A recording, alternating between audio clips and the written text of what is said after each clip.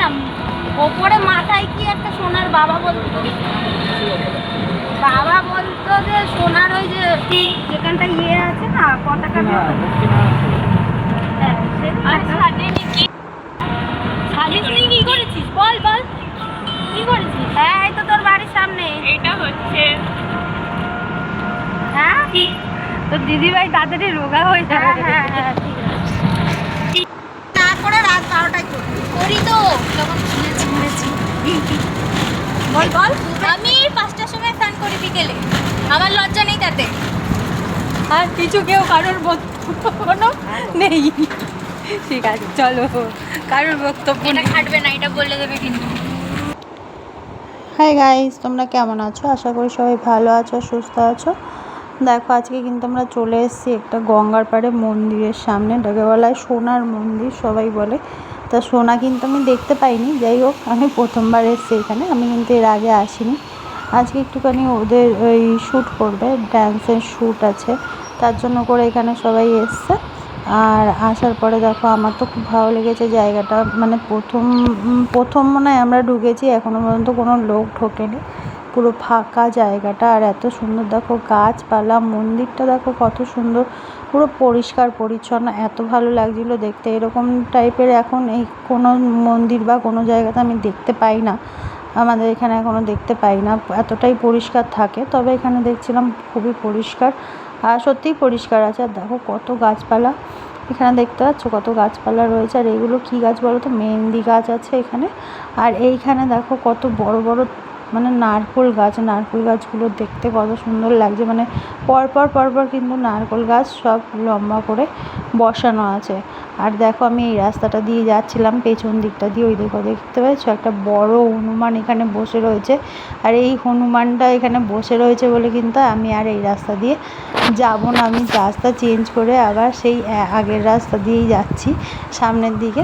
আর এই দিকটা দেখো, এগুলো হয়তো ভেঙে গেছে, এখানে হয়তো আগে কিছু ছিল, এই জায়গাগুলো ভাঙা, কিন্তু ভাঙা হলেও কিন্তু পরিষ্কার পরিচ্ছন্ন করে রাখা। আর গাছপালাগুলো এত ভালো লাগছে, এখন তো গাছপালা দেখাই যায় না, এখানে গাছপালা এত আছে যে ভালো লাগছে।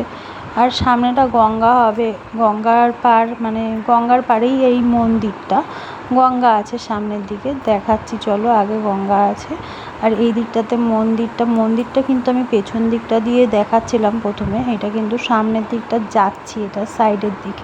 এখানে কি ঠাকুর আছে সেটা দেখতে হবে আগে, তারপর বলতে পারবো, জানি না কি ঠাকুর আছে। আর এই দেখো গঙ্গা দেখতে পাচ্ছ, ওই পাশটা পুরো ফাঁকা, কত সুন্দর হাওয়া দিচ্ছে এখানে, মানে ফাঁকা বলে এত সুন্দর হাওয়া দিচ্ছে সামনের দিকটা। আর এই দিকটা, এইটা পুরো সামনে, মানে ফ্রন্ট সাইড, মন্দিরের ফ্রন্ট সাইডটা কিন্তু একদম এরকম, দেখো কত সুন্দর। আর এই দিকটা হয়তো পুরো ফাঁকা জমি রয়েছে পড়ে অনেকটা, আর এই দিকটা দিয়ে পুরো মন্দিরটা রয়েছে। আর ওই পাশে দেখো গঙ্গা, ওই পাঁচিলের ওপারটা পুরো গঙ্গা রয়েছে আর কি।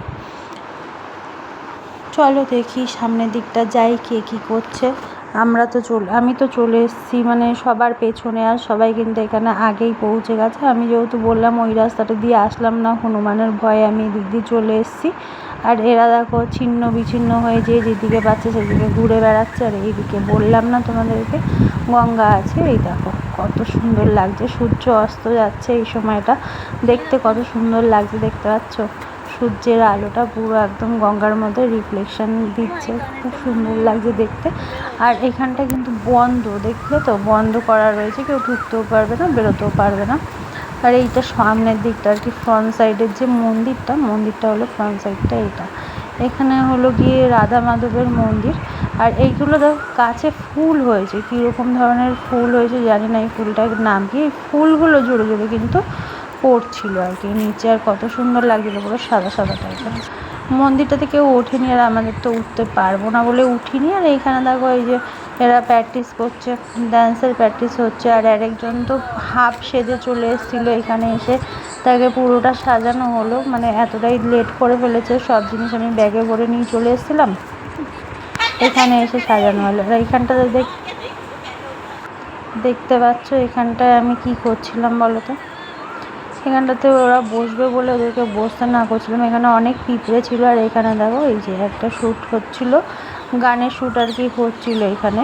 তো আমি ওখান থেকে চলে যাচ্ছি, কারণ ওখানে প্রচুর পিঁপড়ে, লাল লাল বড় বড় বেশ পিঁপড়ে। এই পিঁপড়েগুলো কিন্তু খুব কামড়ায়। এই দেখো বাদর দেখতে পাচ্ছ, কত হনুমান এসছে ওইখানে। তোমাদেরকে দেখালাম যে একটা হনুমান বড় বসেছিল, আর গাছে গাছে কিন্তু প্রচুর হনুমান বসেছিল এই দিকটাতেও।